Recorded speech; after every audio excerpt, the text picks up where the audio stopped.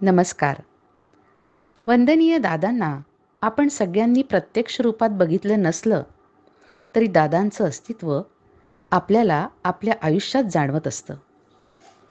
प्रत्यक्षपणे आपल्याला हळूवार जो आनंद देत असतो, तो वारा आपल्याला दिसत नसला तरी त्या वाऱ्याची झुळूक आपल्याला जाणवते.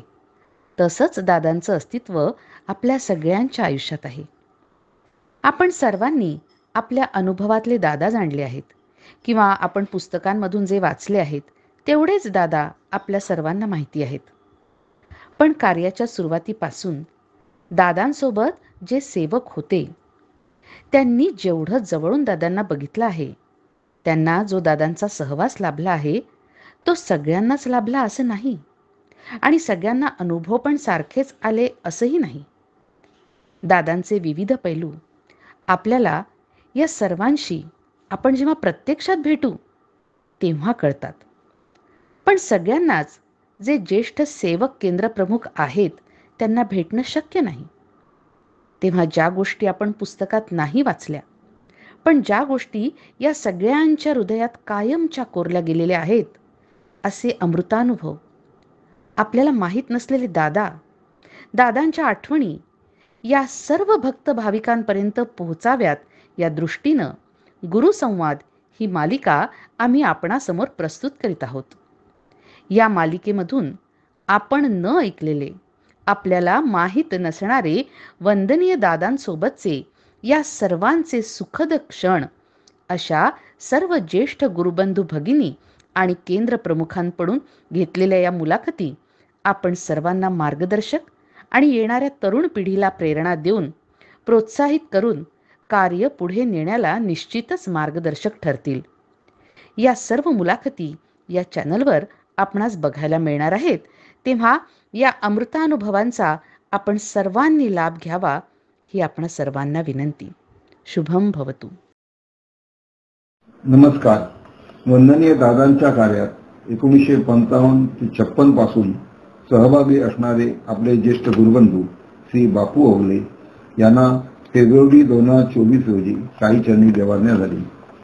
आदरणीय बापू ओगले यांना दादांच्या माध्यमातून अनेक विभूतींच्या आशीर्वादाचा आणि मुलाखतीचा लाभ झाला. कार्याच्या या आरंभीच्या टप्प्यात ध्वनिमुद्रण अथवा तत्सम तंत्रज्ञानाची कोणतीही सुविधा उपलब्ध नसताना सुद्धा कार्य केंद्रावर होणाऱ्या मुलाखतीची नोंद अत्यंत साक्षेपाने आपल्या हस्ताक्षरात करून ती आपल्यासाठी उपलब्ध करून देणाऱ्या बापू ओगले यांच्या लेखणीतून साकार झालेले आद्यपीठ द्वारकामाई तसेच इमान रखना यासारखे सुंदर प्रत्ययकारी लेख आपणाला परिचित आहेतच. आज आपण गुरुसंवाद या आपल्या मालिकेमध्ये बापू ओगले यांच्या कन्या सौ वसुंधरा श्याम कुलकर्णी, प्रतिमा राखे आणि माया कुलकर्णी यांच्याशी संवाद साधणार आहोत. वाचक स्वर विश्वास दामले. गुरुसंवाद या मालिकेअंतर्गत आपण आतापर्यंत बरेच ज्येष्ठ गुरुबंधू भगिनी यांच्या मुलाखती घेतल्या आणि त्याचा आपल्या सर्वांना लाभ होत आहे. तर आम्हाला तशा प्रकारच्या बऱ्याच प्रतिक्रिया पण आल्या आणि याच्या आपण जवळजवळ आतापर्यंत 25 ते 26 गुरुबंधू भगिनी यांच्या मुलाखती घेऊन जवळजवळ 50 ते 52 एपिसोड्स आपण केलेले आहेत. आता आज आपल्याला अशी सुवर्ण संधी मिळालेली आहे की आपले जे आदरणीय बापू ओगले मुंबईला होते ते जाऊन 1 वर्ष झाले. त्यांचं नाव विष्णू सदाशिव ओगले, ते 97 वर्षाचे होते आणि त्यांच्या 4 कन्या, त्यापैकी आज आपल्याला 3 कन्याशी बोलायचं आपल्याला संधी मिळते. तर त्यामध्ये मी यांचं स्वागत करतो आणि त्यांचे नाव असे श्रीमती सुप्रिया रवींद्र कुलकर्णी या डोंबिवलीला असतात. त्यानंतर श्रीमती प्रतिमा प्रकाश राखे या भांडुपला असतात. सौ अश्विनी श्याम कुलकर्णी या पुण्यात असतात आणि त्यांचे मिस्टर श्री श्याम गणेश कुलकर्णी हे पुण्यात असतात. आपण त्यांच्याच आता वास्तूमध्ये इथं बसलोय आणि हे छान गुरुसंवादाचा आपण लाभ घेतोय. तर मला विचारायचं आहे, तुम्हाला एक प्रश्न विचारतो आणि तुमच्यापासून सुरुवात करू आपण. आपण ह्या दादाबाबांच्या कार्यात आपण कधीपासून हवा आणि सुरुवात कशी झाली? माझे वडील विष्णू सदाशिव ओगले, सगळ्यांना ते बापू ओगले म्हणून परिचित आहेत आणि आम्ही त्यांना घरी अण्णा म्हणायचो. तर तांबे काका हेमकुंज वरचे तांबे काका आणि माझे वडील दोघंही अगदी खास मित्र. त्यांची बऱ्याच वेळा एकत्र भेट होऊन गप्पा गोष्टी मारायचे. तर अशा याच्यात एक दिवस तांबे काका म्हणाले, अरे बापू, आमच्याकडे दादा भागवत नावाचे सद्गृहस्थ येतात, ते खूप छान सांगतात, तर तू एकदा ऐकायला ये. अण्णा म्हणाले बरं. आणि मग जेव्हा तांबे काकांनी सांगितलं की आज ते दादा भागवत आलेले आहेत, तर तू आज संध्याकाळी आलास तरी चालेल. अण्णा ऑफिसमधून आले, कपडे बदलले आणि तांबे काकांकडे गेले. तिथे गेल्यानंतर वंदनीय दादांचं त्यांनी ऐकलं सगळं आणि ते प्रभावित होण्यासारखंच आहे. आणि त्याच्यानंतर जी आमची जायला सुरुवात झाली ती आजतागत चालूच आहे.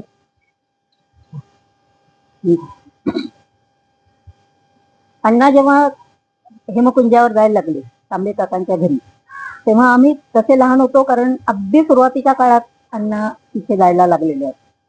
खूप लहान होतो, त्यामुळे प्रत्यक्ष दादांच्या सहवासाच्या आधी अण्णांना जो काही सहवास लाभला आणि त्यांनी आम्हाला जे काही अनुभव सांगितले किंवा लिहून ठेवलेले आहेत, त्यातले काही अनुभव मला सांगावेसे वाटतात. आधी ते अण्णांचे अनुभव आहेत, ते मात्र नक्की. तर जेव्हा अण्णा हेमकुंजावर मुलाखतीसाठी जात असत, तेव्हा हेमकुंजाच्या घराला समोरासमोर दारं होती. एका दरवाजाने आलं की समोरच्या दरवाजाने बाहेर पडू शकत असत. हाजीबाबांची मुलाखत होती. एकदा हाजीबाबा म्हणाले कि हमने आप सभी को अपनी झोली में लिया है, आप सभी का कल्याण ही होगा.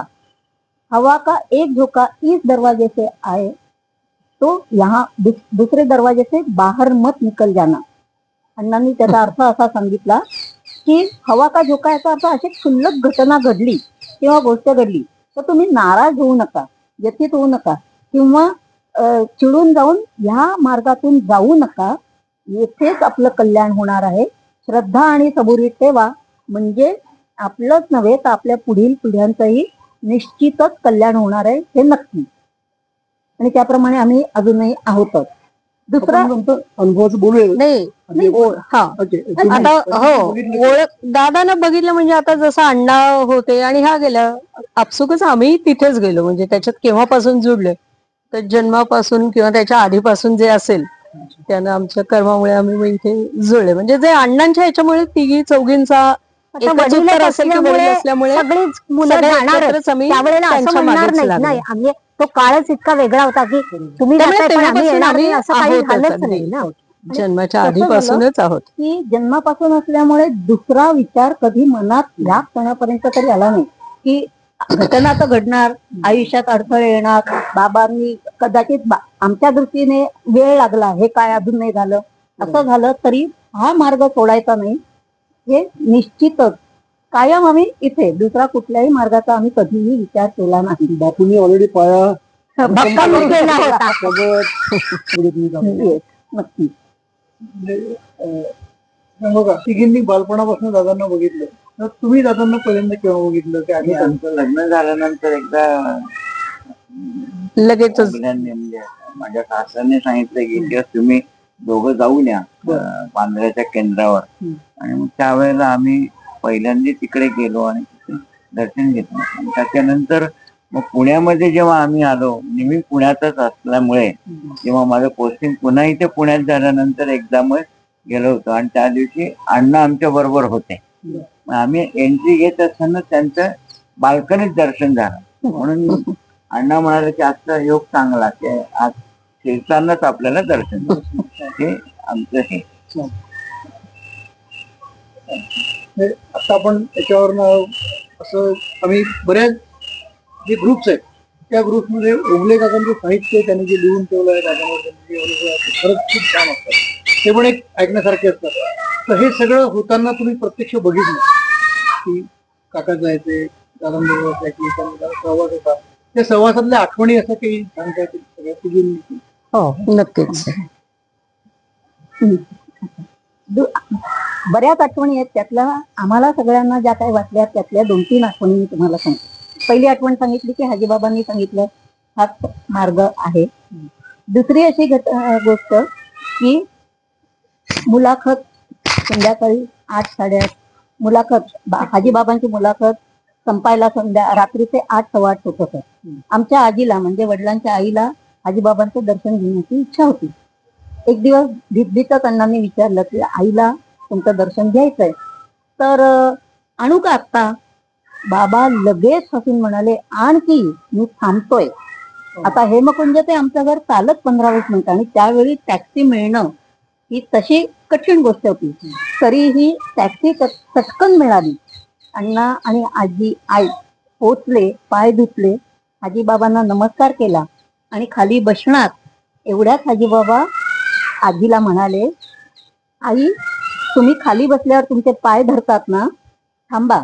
म्हणून त्यांचं जे वस्त्र होतं ते पांघरलं आणि त्यावर त्यांना बसायला सांगितलं. म्हणजे आपल्या भक्ताची काळजी दादा किंवा बाबा किती घेतात हे त्यावरून समजतं. बरोबर. आणखीन 2 आठवणी लगेचच मी सांगते. ती म्हणजे माझा मामा एकदा फूड पॉयझनिंग असेल किंवा आता आठवत नाही, त्याची त्वचा पूर्ण सोलवटलेली होती. हॉस्पिटलमध्ये ऍडमिट होता, पण काही उपचाराला प्रतिसाद मिळत नव्हता. अण्णा दादा आलेले होते, वंदनीय दादा हेमकुंजावर. तेव्हा अण्णा म्हणाले की तुम्ही याल का हॉस्पिटलमध्ये बघायला? दादा हो म्हणाले. दुसऱ्या दिवशी दादा आणि अण्णा हॉस्पिटलला गेले. आईचं आजोळ म्हणजे मामाचं आणि आईचं आजोळ साताऱ्याचं असल्यामुळे दादा यांना सगळ्यांना लहानपणापासून ओळखत असत. त्यांना मामांना पाहिल्या बरोबर दादा म्हणाले, अरे हा तर कमळाबाईंचा मुलगा. असं म्हटलं. त्यांनी उदी लावली आणि ते निघाले. चमत्काराची गोष्ट, आता सगळेच चमत्कार असतात. 2च दिवसात मामा पूर्णपणे बरा झाला आणि घरी गेला. यातलं विशेष वंदनीय दादांचं असं की आता ते लहानपणी, दादाही लहान आणि हेही लहान असताना ते एकत्र भेटले असतील, पण ती आठवण त्यांना एवढ्या वर्षानंतर सुद्धा होती. हे विशेष दादांचं नावासहित आईच्या आईचं नाव म्हणजे लक्षात राहून त्यांनी त्याचा उल्लेख केला. आणि त्याही पेक्षा नुसतं अण्णांनी विचारलं की तुम्ही येताय का, म्हणजे उठून एखाद्या हॉस्पिटलमध्ये दादा एवढे व्यस्त असताना त्यांनी तत्काळ हो म्हणजे काही न करता जाणं, एखाद्या वेळेला उदी देणं वगैरे कोणी करेल, पण हॉस्पिटलमध्ये आपणहून जाणं. आणि बाकीचं तर सिद्ध होतेच, ते त्याचा वादच नाही. पण त्यांचं जर हे पाहिलं त्यांनी, नाही ना खरं अवघड आहे ना. मी आपल्याला जर विचारले येते का, जरा किती आडेवेडे घेऊन, अरे मी आता कुठे जाऊ, काय करू, पण ते आले. पण तेवढे दादा काय आहेत हे कळायला लागल्यावर ह्या जेव्हा आठवणी आमच्या मनात येतात त्यावेळेला आम्ही म्हणतो की देवाने किती झुकावं लोक कल्याणासाठी. त्याची परिसीमाच नाही ना. असं आणखीन एक शेवटचा अनुभव मात्र मी सांगते. त्यावेळेला नवनाथांची पारायण हेमकुंजावर होत. अण्णा नवनाथाचं पारायण करून रात्री संपलं की चालत रुईयावरून घरी येत होत. वंदनीय दादांबरोबर 3-4 दिवस सगळे भक्त आणि अण्णा पण अजमेरला गेले होते, त्यामुळे तेव्हा पारायण झालं नाही. त्या दिवशी रात्री माझ्या आईची आई, ती म्हणजे आमची आजी जी आईच्या लहानपणी 6-7 वर्षाची आई असताना गेलेली होती, ती आईच्या स्वप्नात आली आणि म्हणाली, अगं जावई बापू कुठे आहेत? 3-4 दिवस दिसले नाहीत. म्हणे ते रोज पारायण करून झाडाखालून जातात, रुईयाच्या नाक्यावर मी उभी असते, त्यांचं पुण्य मी घेते, कुठे आहात, कुठे गेलेत ते सांग. हे ऐकल्यावर आईला सणकून ताप भरला. अण्णा आल्याबरोबर तिने त्यांना हा प्रसंग सांगितला. नशिबाने वंदनीय दादा हेमकुंजावर होते. लगेच संध्याकाळी अण्णा गेले, त्यांना सांगितलं आणि त्यावेळेला वंशविमोचनाचे संकल्प सोडतच होते. त्यानुसार अण्णांनी ओगले घराण्याचा आणि आईने आईच्या माहेरचा म्हणजे ओग घराण्याचा वंशविमोचनाचा संकल्प सोडला आणि ते हे झालं. त्याचं जिवंत उदाहरण. आणि हे आम्ही जरी लहान असलो तरी तेवढं कळत होतं आम्हाला. हे आम्हाला सांगावंच वाटतं की वंशविमोचनाचं केवढं मोठं कार्य दादांनी केलेलं आहे, हे आवर्जून सांगावंसं वाटतं. दुसरी एक गोष्ट म्हणजे हे सगळं अण्णांनी आम्हाला सांगितलेलं असल्यामुळे सांगते की अध्यात्म म्हणजे आपली जी एक मनासमोर धारणा किंवा डोळ्यासमोर चित्र जे असतं की नुसतं पूजा पाठ म्हणजे हास्य विनोद हे प्रकार काहीच नाहीत. अशा याच्यामध्ये घडलेला हा प्रसंग आहे की त्यावेळेला भारत पाकिस्तानची मॅच चालू होती आणि एक बॉलर पाकिस्तानचा जो होता तो ज्या वेळेला ओव्हर टाकायचा त्यावेळेला तो गळ्याशी बॉल नेऊन तो टाकायचा, टाईट होता, त्यामुळे हमखास त्याला विकेट मिळायची. आणि नंतर अण्णा म्हणाले की आपण तर बघत होतोच, पण मला नंतर कळलं की दादा पण म्हणजे किती रसिकता त्यांच्याकडे, नुसतंच अध्यात्म किंवा प्रश्न सोडवणं हा प्रकार न राहता सगळ्या विषयांमध्ये रस कसा घ्यायचा, त्याचा आनंद कसा घ्यायचा याचं उदाहरण दादांचं आहे.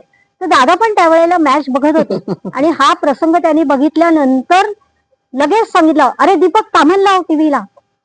दीपक दादांनी तामण लावलं आणि त्यानंतर त्या बॉलरला एकही विकेट मिळाली नाही.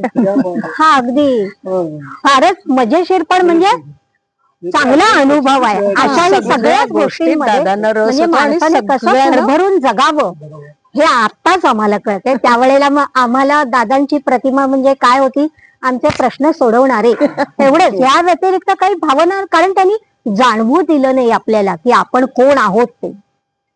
शास्त्रीय संगीत हो, शास्त्रीय संगीत सगळ्या गोष्टी त्यांना रस होता, आवड होती आणि ते बिलकुल त्यांचं प्रेशर कोणावर यायचं नाही. अगदी साधी साधी गोष्ट सुद्धा कसं करायचं. एकदा मी आणि माझी धाकटी बहीण हेमकुंजावर गेलो, वेळोवेळी असे जायचो असे, आणि काकू होती, मेघा काकू होती, आणि आम्ही काय कामाने किंवा असं पण गेलो असो, आणि गेलो काकूशी बोललो आणि काकूने सांगितलं दादा आहेत म्हटल्यानंतर आम्ही इतके खुश झालो की बाबा एक नुसते आहेत हे पण भावना चांगली होती. आणि जर असं वाटलं जरा एक झलक किंवा जरासरी असे दिसले तरी आम्हाला खूप झालं असं. पण असं काही गेलो नाही आम्ही, पण तेवढ्यात दादा इकडनं असे जातानाच दिसले. अरे वा, म्हणजे खूप आम्हाला मिळाल्यासारखं झालं. पण दादा आतमध्ये गेले, आतनं ते चांदीची वाटी घेऊन आले, त्याच्यात पेढे होते आणि ते दोन म्हणजे मोठे पेढे असे चांगले व्यवस्थित शिस्तीमध्ये वाटीमध्ये घेऊन पेढे घेऊन आमच्या हातावर त्यांनी दिले आणि सांगितलं की आता तुम्ही आत्या झालात. म्हणजे ओंकार झाला होता तेव्हा, विजयदादांचा ओंकार झाला होता. आणि म्हणे खा पेढ, म्हणजे नाहीतर आपण काय प्रसाद म्हणून घरी घेऊन जातो, नाही म्हणे इथेच खा. आणि म्हणजे इतके आम्ही लहान शाळकरी मुलींना कोण धरतं असं काय ते करून, पण त्यांनी शिस्तीमध्ये मला सांगायचा गुण म्हणजे, आता माझ्याकडे पण ही भाजी वगैरे आपण फार फार तर हातावर टेकवतो की एवढे काही वाटी बिटी म्हणजे माझ्याकडनं नाही होत, पण त्यांनी प्रत्येक गोष्ट कृती साधी असू दे किंवा काही असू दे इतक्या नीटसपणे आणि सन्मान दिला आम्हाला. म्हणजे असं नाही टेकवलं किंवा काय तुम्ही आत्या झालं, म्हणजे किती लहान मुलींना कोणी धरत नाही अजून. म्हणजे एवढं मी ऐकून सुद्धा माझ्यात एवढं होत नाही, पण त्यांनी इतक्या चांगल्या म्हणजे अजून जसाच्या तसा ते पेढ्यांचा रंग दादा देतायत हे करतायत अजून डोळ्यासमोर. म्हणजे हा सांगून त्याचं मला फेड नाही करायचं, पण त्याच्याशिवाय हाच उद्देश आहे की दादांचं एक एक पैलू म्हणजे इतका सन्मान खूप प्रेमाने आम्हाला दिलं आणि मग आम्ही खुशच झालो. नक्कीच तेवढा मात्र अगदी चांगलाच. एवढी मोठी व्यक्ती पण सिम्प्लिसिटी नाही तर आम्ही म्हणजे कोणीतरी जाणवूच दिलं नाही त्यांनी आम्हाला. मोठ्या माणसाने लहान कसं वागायचं त्याचं उदाहरण चांदीच्या वाटीत द्यायचं काय, हे घे पेढा म्हटलं असतं तरी चाललं, किंवा काकूला सांगितलं असतं त्यांना पेढा दे म्हणून तरी चाललं. ते उठून गेले त्या पद्धतीने त्यांनी ते दिलं, त्यामुळे भारावून गेल्या या भारावून गेलं. म्हणजे चांगलाच असा प्रसंग झाला. हा, तर वंशविमोचनाचं जेव्हा झालं त्यानंतर झालं, आता सगळं अण्णा आले घरी, त्यानंतर त्यांनी स्पष्टीकरण दिलं की म्हणे आपल्याला जो आशीर्वाद मिळतो, कृपाशीर्वाद मिळतो, तो असा कोणीही हिरावून घेता कामा नये.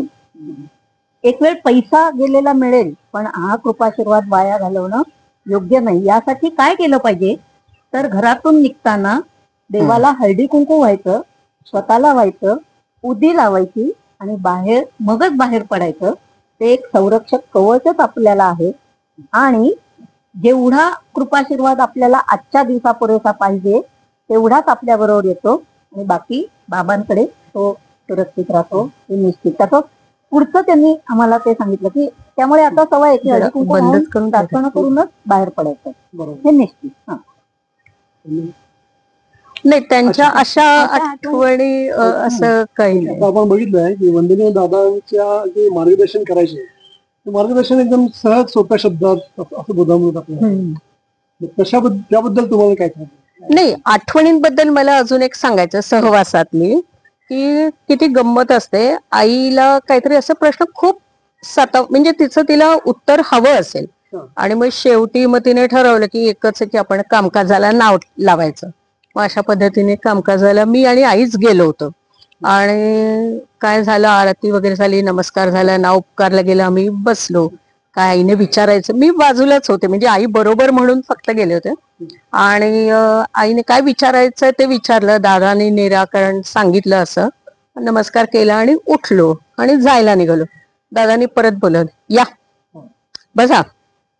आणि दादानी विचारलं, 1 2 3 4 हे प्रश्न विचारायचे होते ना. आणि आई आणि मी आवाक, आईला जे प्रश्न विचारायचे होते ते तिने आधी घोटून घेतले होते, शिवाय विचारताना विसरू नये म्हणून लिहूनही घेतले होते. पण त्या वेळेला तिला ते विचारताच आले नाहीत. पण ते प्रश्न त्याच पद्धतीने दादांना बरोबर माहिती होते आणि दादानीच सांगितलं, तुला हे प्रश्न विचारायचे होते ना. आणि आई आणि आम्ही अगदी अवाकच झालो. आईला तर डोळ्यात अश्रू चालले, अरे दादा इतकं मन जाणतात. मग त्याने सांगितलं, पण हे प्रश्न आत्ता विचारायचेच नव्हते म्हणून तुझ्या तोंडून नाही गेले, पण तू काळजी करू नको, व्यवस्थित सगळं होईल. मला पण इतकं आश्चर्य वाटतं, आईने एवढं, अर्थात ते डोक्यात घोळतच होते, लिहूनही ठेवले होते, मलाही सांगितले होते, पण म्हणजे तिथे विचारताच नाही आले तिला. पण दादाने अगदी तेच प्रश्न व्यवस्थित विचारले आणि सांगितलं, काय काळजी करू. म्हणजे किती भक्तांची काळजी घेतात ते, किंवा त्यांना मनही ओळखतं आणि त्यांची काळजी घेतात सगळं. म्हणजे आता हे अक्षरशः एक अक्षर म्हणजे कोणी हे नाहीये, जसाच्या तसा प्रसंग आहे हा. त्यामुळे इतके ओळखतात ते, सगळ्यांचं मनही ओळखतात आणि त्याचं समाधानही करतात. त्यांना शाश्वत आश्वस्त करतात की बाबा डोंट वरी, होणार आहे चांगलं. आतापर्यंत अण्णांचे सांगितले, आता माझे 2 स्वानुभव मी सांगते. दादा वेळोवेळी म्हणजे मुंबई पुणे सगळीकडे जात असत. मुंबईला उत्सव किंवा सण असेल तर येतच असत. गुरुपौर्णिमेला तर ते येतच असत. आणि गुरुपौर्णिमेचा मुंबईचा उत्सव म्हणजे खरोखरीच आजही आम्हाला ते चित्र डोळ्यासमोर दिसतं. दादा उद्या गुरुपौर्णिमेनिमित्त येणार आहेत म्हटल्यानंतर आम्ही माटुंग्याला राहत होतो आणि माटुंग्याला 3-4 ठिकाणी बकुळीची फुलं होती. पहाटे 3:30ला उठत असे मी, 3-4 ठिकाणी जाऊन फुलं भरपूर गोळा करायची. आणि एकदाही असं मनात आलं नाही की आपण एवढ्या सकाळी एकटे आहोत, काही होईल का. काही नाही, भराभरा फुलं गोळा करायची, घरी यायचं, ती फुलं धुवायची, पंचावर वाळत घालायची, हार करायचा. त्यावेळेला बांद्रा केंद्रावर साईबाबांचा आणि श्रीपाद श्री वल्लभांचे मोठे फोटो होते. हाजीबाबांच्या फोटोला असे दुहेरी हार, आणि दादांसाठी खास दुहेरी हार करून 6:30 वाजता वांद्र्याला पोहोचायचो. कारण रामभाऊ होते ना, पूजा व्हायच्या आधी ते हार घातले गेले पाहिजे. आणि रामभाऊ पण व्यवस्थित ते हार घालत असत. मग आरती, गुरुपूजन होत असे. आपला नंबर आल्यावर दादांना जेव्हा मी तो हार घातला तेव्हा दादा म्हणाले, हा बघा, हा असा हार पाहिजे, मंद सुवासाचा, नाजूक फूल, कुठेही काटा न टोचणारा किंवा अंगाला चिकट काही लागेल असा नाही. आणि ती आजही अवर्णनीय आनंदाची अनुभूती आजही माझ्याजवळ आहे. आणखीन एकच अनुभव की अण्णा एकटे कमावते, आम्ही 4घी बहिणी, त्यामुळे अशी इच्छा होती की नोकरी लवकर लागावी, हातभार लावा म्हणून.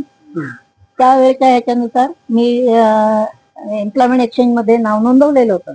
त्यांच्याकडून मला टेलिफोन ऑपरेटरच्या भरतीचं मुलाखतीचं पत्र आलं. त्या आल्यावर मी आमच्या घरात असलेल्या दादांच्या आणि बाबांच्या फोटो पुढे ते पत्र हातात धरलं, डोळे मिटून अत्यंत कळकळीने त्यांना प्रार्थना केली की बाबा, ही नोकरी मला मिळालीच पाहिजे. म्हणजे अधिकाराने मला मिळालीच पाहिजे, असं काही नाही की मिळावी द्या असं नाही, मिळालीच पाहिजे. आणि डोळे उघडले. तुम्हाला खोटं वाटेल, त्यावेळेला दादांच्या आणि बाबांच्या फोटोवरचं फूल खाली पडलं. तो आपल्या दृष्टीने एक आशीर्वाद मिळाल्यासारखं. तेव्हा मी आश्वस्त झाले, आनंदित झाले की ही नोकरी मिळणारच आहे. त्याप्रमाणे मुलाखत दिली. टेलिफोन एक्सचेंज मध्ये ऑपरेटर म्हणून रुजू झाले. त्यावेळेला 3 ठिकाणी होतं, एक CTX, ITX आणि डिमांड. त्या CTX मध्ये पहिल्यांदा सुरुवात होत असे. तर आमच्या आधी 2 वर्ष ज्या भरती झालेल्या टेलिफोन ऑपरेटर्स होत्या त्यांचं ट्रेनिंग नव्हतं झालं. ते ट्रेनिंग झाल्याशिवाय ऑपरेटर परमनंट होत नसेल. पण शेवटी दादांचा चमत्कार, आमचं 2 महिन्यात आमचं ट्रेनिंग निघालं, आमच्या बॅचचं ट्रेनिंग झालं. आणि मला ज्या डिपार्टमेंटमध्ये हवं होतं डिमांडला, की पेंडिंग काम करावं लागणार नाही अशा याच्यात माझी नोकरी लागली आणि मी परमनंट पण झाले. आणि 2 वर्षात मला बेस्ट ऑपरेटर म्हणून केंद्र सरकारतर्फे शिंदा प्रशस्ती छान, पत्र छान. मिळालेलं आहे. आशीर्वाद काय असतो आशीर्वाद काय असतो म्हणजे हा स्वानुभव अण्णांनी ते सांगितले, आता हा माझा स्वानुभव. त्यानंतर अशी घटना काही घडल्या की टेलिफोनची नोकरी मला सोडावी लागली आणि ती 2-3 वर्ष मी इतकी उद्विग्न निराश झालेली होते. दादांशी रोज भांडत असे मी, म्हणजे फोटो समोर काय चाललंय काय दादा, काय करताय काय, हे म्हणजे आता मी ते चुकीचं वाटत असलं तरी त्यावेळेच मी भावना तुम्हाला सांगते की काय असं काय माझ्याकडनं घडलं की माझ्यावर अशी परिस्थिती यावी. नंतर कर्मधर्म संयोगाने मला शिकवणारे शिक्षक मला भेटले. ते म्हणाले बीएड कर. त्यांच्याच ह्याने बीएडला पण ऍडमिशन मिळाली. त्यांच्या ह्याने म्हणजे ओळखीने दादांच्या याच्या आहे, त्यांच्या ह्याने मला ओळखीने बीएडला ऍडमिशन मिळाली कोणतंही डोनेशन न देता. प्रथम श्रेणीत पास झाले. एप्रिलमध्ये परीक्षा झाली. मे मध्ये अपियर्ड म्हणून ऍप्लिकेशन करता येत असे. अर्ज केले. जूनच्या 13 तारखेला माझ्या हातात मुंबईतल्या नामांकित शाळेत मला नोकरी मिळाली आणि मी परमनंट पण झाले. यातलं विशेष असं की मी त्या नोकरीत एज बार झालेली असताना सुद्धा हा प्रसंग घडलेला आहे. आणि 25 ते 26 वर्ष नोकरी असल्यावर थोड्याशा कटकटी हे असतं, पण सुरळीतपणे कोणताही प्रकारचा अडथळा न येता हे माझ्यासाठी आजही नाही नाही नाही. आणि आम्ही एवढंच काय मी म्हणजे मला आता ते वाटतं की काय भांडत होते माझ्या मनाशी दादांपुढे वरण काय चाललंय काय सगळ्यांचं करता माझं काय करणार. पण म्हणजे असं हक्क होता, म्हणजे त्यावेळेला असं वाटत नव्हतं की आपण बोलतोय ते चुकीचं आहे. ते समजून घेत होते म्हणूनच पुढच्या घटना घडल्या आणि सुरळीतपणे 26 वर्ष माझी नोकरी झाली आणि आज समाधानी आणि त्यांच्या कृपाशीर्वादाच्या टेलिफोन एक्सचेंजच्या दिवाळी, गांधी जयंती, उन्हाळा या सुट्ट्या प्रश्नच नाही. अगदी खरंय, तोही भाग आहे त्यामधला. पण ते मात्र आजही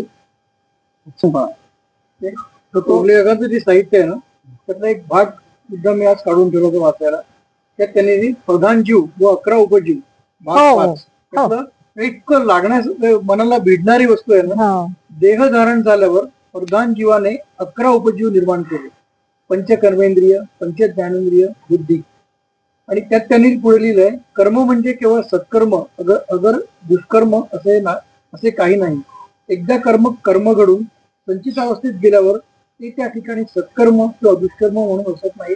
या देहाकरवी ते कर्म पुनश्च करतात तेव्हा 11 उपजीव जीवच्या करवी जी प्रवृत्त होईल त्या प्रवृत्तीवर ते सत्कर्म दुष्कर्म ठरतात. परफेक्ट आहे. आणि त्यांनी लिहिलंय सुरेख रसाळ वाणीने लिहिलंय. हे विशेष आहे. म्हणजे शब्दात बाबांचा आलेला आहे असं नाही. अतिशय म्हणजे वाचनीय अक्षर तर अतिशय सुरेख होतं. आणि नंतर सांगायची गोष्ट म्हणजे त्यांचा उजवा हात लिहून लिहून दुखायला लागल्यानंतर डाव्या हाताचं अक्षर देखील तसंच फक्त थोडं मोठं. आणि वयाच्या 90 नंतर त्यांनी डाव्या हाताने लिहायला सुरुवात केली. आणि सांगताना तुम्ही आता दामले काकांना पण विचारा, इतकं रसाळवाणीने की तिथून हलूच नाही.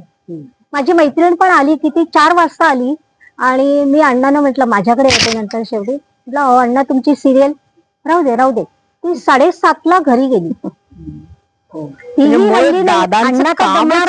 सुंदर कारण त्यांना जेवढे मिळतील असे ऐकणारे श्रोते तेवढे हवेच असायचे. मला सुद्धा सांगायचे. मी म्हणायची थांबा आता माझा स्वयंपाक होऊ दे मग आपण बोलू. कारण सगळी वेळ पाळायला लागते ना. आणि खूप म्हणजे खूपच सांगितलं. आता मी माझा आहे शोभा मावशी ऑफ द रेकॉर्ड सांगताना ओंकारने त्यांच्या आयुष्यात कसा फरक पडला होता तो एक सांगाल का? की या त्यांना पडल्यावर सुद्धा ते व्यवस्थित राहिलं सांगू का?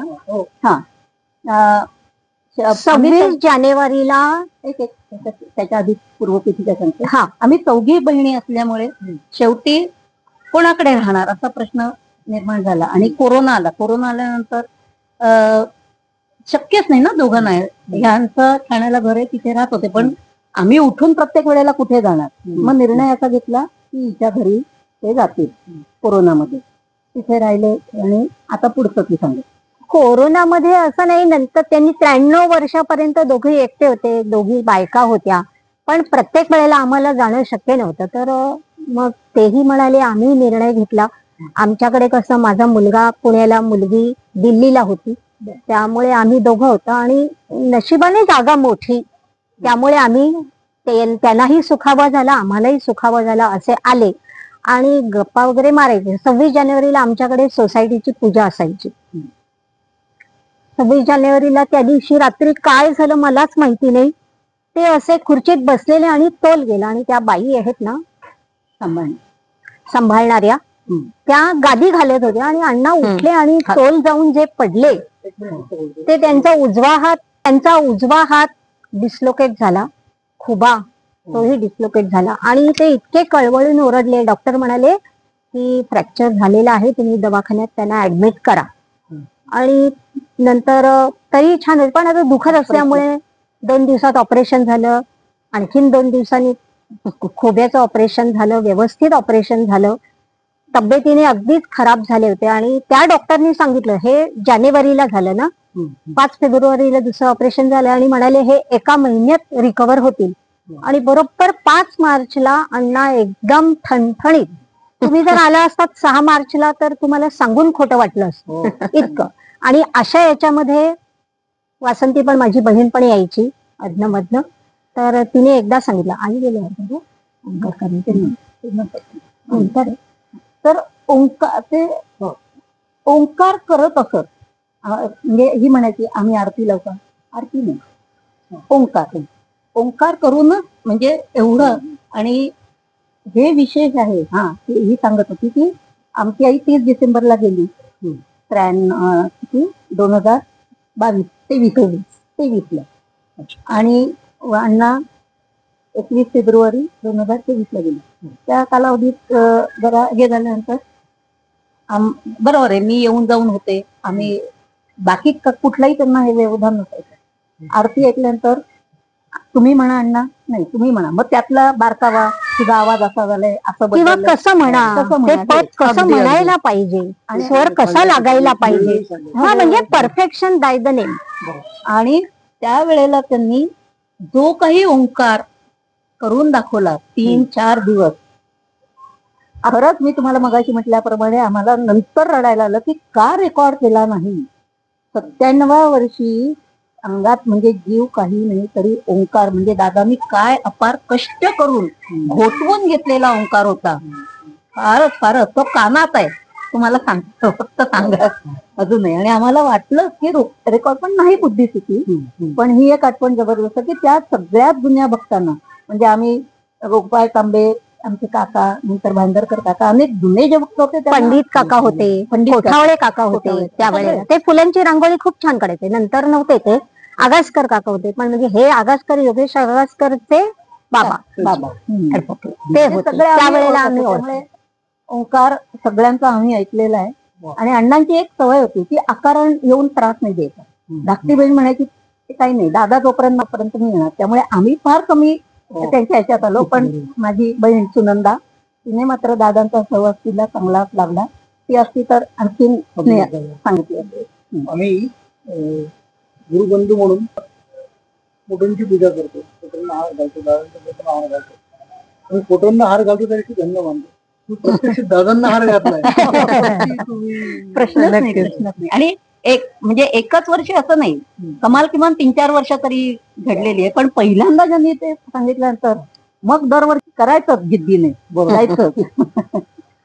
तोच मगाच्या पॉईंटशी पूर्णपणे की दादा जसे आता आपल्या माहिती आहे मार्गदर्शनातून एकदम साध्या सोप्या शब्दात आहे की कुठल्या अडचणी आपण नजरेचा एकदम साध्या सोप्या निराकरण आणि बोधामूत असायचं. तसं तुम्हाला त्या बाबतीत काय? मला अनुभव म्हणजे 1977 साली ज्या वेळेला दादा आले त्यावेळेला गुरुपौर्णिमेचा उत्सव साजरा केला गेला. आणि मग आता ह्याच्यात पण आहे मुलाखतीत की ती शेवटची संगीत आरती होती. बांद्रा केंद्र ज्यांनी बघितलं असेल त्यांच्या लक्षात येईल. मी त्यावेळेला पार्ट टाइम नोकरी करत होते. संध्याकाळी आले, कपडे बदलले, देवांपुढे प्रार्थना केली. आणि काय झालं होतं की नुकतंच माझ्या वाचनात आलं होतं की गुरुदीक्षा ही गुरुमुखातून घ्यावी. बाकी त्याचा संदर्भ, त्याचं महत्व लक्षात काहीच आलं नाही. फक्त दादानं प्रार्थना केली फोटो पुढे, दादा दीक्षा तुम्ही मला दिली पाहिजे एवढं म्हटलं आणि निघाले. त्याच्या मागे भावना नाही, मला मिळेल का नाही, काही नाही. केंद्रावर आले तर इतकी गर्दी झाली होती की मला बसायलाच जागा नव्हती. ते उशीर झाला होता मला. 6 वाजता केंद्रावर घरातून निघाल्यावर बांद्र्याला आणि लिंकिंग रोडला जाऊन बसायचं. तर तिथे भाईंदरकर काका होते, ते बाहेरच असायचे ना. तर माझी अशी अवस्था बघून म्हणाले तू तिथे बस. आणि तिथे म्हणजे कसं मोजून 2 माणसं बसतील एवढीच जागा होती. तिथे जाऊन बसले मी. एकीकडे तबलावाला बसला, दुसरीकडे हार्मोनियमवाला बसला. आणि बरोबर 5 मिनिटांनी दादा आले. दादांच्या पाठीमागेच मी. मध्ये कोणी आहे म्हणजे काय हा अवर्णनीय योग म्हणा, लाभ म्हणा, अनएक्सपेक्टेड म्हणा. सगळं झालं, आरती झाली आणि नंतर दीक्षेचा कार्यक्रम होता, दीक्षा द्यायची होती. तर बसले. 2 बॅच झाल्यानंतर दीपक दादा मला म्हणाले बस. मी खुणेने सांगितलं नंतर तिसऱ्या बॅच. तिसरी बॅच उठल्यानंतर 4थ्या बॅचला बसले. दीपक दादा संकल्प सांगायला लागले. आणि त्याही वेळेला माझ्या मनात नव्हतं की मी काय प्रार्थना केली आहे ती. बसले आणि आता दीपक दादा पुढचं सांगणार तेवढ्यात दादा म्हणाले थांब. गुरुमुखातून मला दीक्षा मिळाली. आणि दुसरी महत्वाची गोष्ट म्हणजे 3-4 दिवसांनी त्यावेळेला आवडतं फळ सोडायचं होतं ना गुरुदीक्षेच्या वेळेला. ते फळ घेऊन गेले होते मी. 3-4 दिवसांनी माझ्या स्वप्नात आलं केळ्याच्या सालींची रास, ढीक पण नव्हे, म्हणजे माझं अत्यंत आवडतं फळ केळं होतं. केळं घेऊन गेले होते आणि ढीक नाही, जितकी रास खचाखच. मला काही कळे ना की काय आहे बाबा हे. नंतर मला मागवून कळलं की तुमची जी आसक्ती असते त्या फळाची ती सगळी निघून गेली. असा आलं मला. अनेकांनी त्यावेळेच्या लोकांनी ऐकलं असेल, पण मला आता आठवलेला मी अनुभव सांगते. म्हणजे माझा नाही, दुसऱ्या एका भक्ताचा. त्यावेळेला आपल्या आवडतं फळ सोडायचं आपापल्या पद्धतीने. तर एक गुरुभक्त जरा असे हे होते, आवडतं फळ, सगळीच फळं आवडतात, वर्षभर खायचं नाही म्हणजे काय, कुठलं फळ आपण सोडावं जी कोणीच खात नाही कधी. म्हणून त्यांनी बेलफळ सोडलं. म्हणजे आता काय मी बाकीची फळं, मी कुठलं सोडलं बेलफळ, ते खायचंच नसतं. आणि अशा काही घटना घडल्या की 4 महिन्यात त्यांना अतिसार झाला आणि बेलफळाचा मुरंबात खावा लागला. आणि मग दादा म्हणालेले होते की तू जाणीवपूर्वक जे काही फळ सोडलं म्हणजे गंमत किंवा हे काय होतं बघूया. तर तो हा अनुभव झाला ना, म्हणे कळलं ना असं करायचं नाही, हे दादांनी त्यावेळेला सांगितलेलं होतं. तर बोधामृताचा आणि मार्गदर्शनाचा जो अनुभव आहे तो अण्णांनीच सांगितलेला आहे की त्यावेळेला एक गुरु भगिनी नित्याने आरतीला आणि साधनेला केंद्रावर येत असे. एकदा बाबांनी तिला बोलावलं, पुढे बसवलं आणि विचारलं की तू घरी काय सेवा काय करते. तेव्हा ती म्हणाली घरी पूजा आणि जप करते. पुढे आणखीन काय करते. त्यावर ती म्हणाली जेवणापूर्वी मी व्यंकटेश स्तोत्र म्हणते. हे तिच्यात ऐकल्यानंतर बाबा अतिशय व्यथित झाले आणि गंभीरपणे भक्तांकडे बघून म्हणाले की अगं तुझ्याकडे समृद्धी पाणी भरतीये. बाबांच्या कृपाशीर्वादाने एवढं तुझ्याकडे सगळं काही आहे. तुम्ही जर चमचाभर तेल वापरत असाल तर ही पावशेर तेल भाजीसाठी वापरू शकते, इतकं तिच्याकडे आहे. आणि तिच्याकडे इतके दागिने आहेत की ते दागिने जर तिने सगळे घातले तर ती त्याच्या भाराने पूर्णपणे वाकून जाईल. आणि आज तू आतापर्यंत बाबांनी तुला सांभाळलं, यापुढे तुझी मुलं अशी साधना नित्याने करतीलच असं नाही, नातवंडही करतीलच असं नाही. पण पंचपक्वान्नांचं ताट तुझ्या समोर मांडलेलं असताना अन्नासाठी 10 दिशा आम्हा फिरविशी जगदीशा कृपाळू वा परमपुरुषा कैसी करुणा तुझं नये. हे तू म्हणते ह्या ज्या काही विचार पंचपक्वान्नाचं ताट ज्याला कोणावर अशी वेळ आली असेल त्याने ते कळवळून केलेला उच्चार आहे. आणि हे तू नित्याने साधनेत अंतर्भूत केलेलं आहे. तर अशी वेळ न येवो एखाद वेळेला तुझ्या नातवंडावर दुपारी 12 वाजता माय भाकर वाढ ग अशी वेळ जर आली तर त्याला जबाबदार तूच असणार आहेस, बाबा नाही. कारण तू जे काही उच्चार करतेस त्याच्या लहरी आसमंतात असतातच, त्या जात नाही. आणि दुसरी एक भगिनी पण नित्याने येत असेल, ती पण हेच व्यंकटेश स्तोत्रच म्हणत असेल. नाही, त्याच्यात त्यांनी असं सांगितलं की तू आता सगळी साधना करतेस त्यामुळे तुझं संरक्षण आहे. पुढची मुलं केलं तर ठीक आहे, पण समजा नाही झालं तर हे तुझे जे शब्द आहेत, जे तुझं आहे त्याला उच्चार आहेत. तथास्तु म्हटलं गेलं जाईल ना, त्यामुळे कदाचित असं होईल. त्यामुळे आपण पण सगळ्यांनी बोलताना मी काळजीपूर्वक एक शब्द आणि अक्षर सुद्धा काहीतरी म्हणजे लहानपणचं वगैरे आता सोडणं, पण निदान आपण मी काय बोलतेय तर ते याचं भान त्यातलं ठेवणं. वावगं काही होऊ नये, माझ्या तोंडून एकही चुकीचा शब्द पण. म्हणून त्यांनी म्हणाले की तुम्ही त्या सगळ्या गोष्टी जरी असल्या त्यांची रंगडी सगळं जरी असलं तरी निगेटिव्हिटी तयार होते. नाही म्हणजे तुम्ही देवालाच सांगताय मला हे दे म्हणजे म्हणून, तुमच्याकडे मग आहे तुमच्या- असूनही तुम्ही असून म्हणताय तुम्ही अन्नासाठी म्हणताय. नाही दिशा.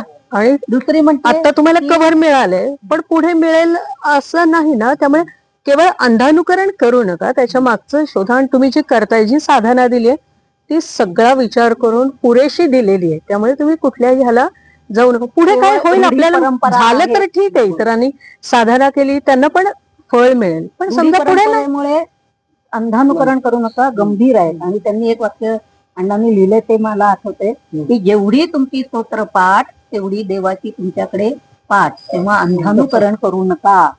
हे जे काही आपलं आहे ह्याचं पालन केलं की तुमचंच नव्हे तर तुमच्या भावी पिढ्यांचं पण कल्याणच होणार आहे. आदरणीय ओगले भगिनींच्या मुलाखतीचा भाग 1 आपण ऐकलात. या मुलाखतीचा पुढील भाग आम्ही लवकरच प्रक्षेपित करणार आहोत, तरी सर्वांनी नक्की बघा आणि अशाच अनेक सुंदर मुलाखतींसाठी गुरुसंवाद चॅनलला सबस्क्राईब करा. अनेक लोकांपर्यंत गुरुसंवाद पोहोचवा.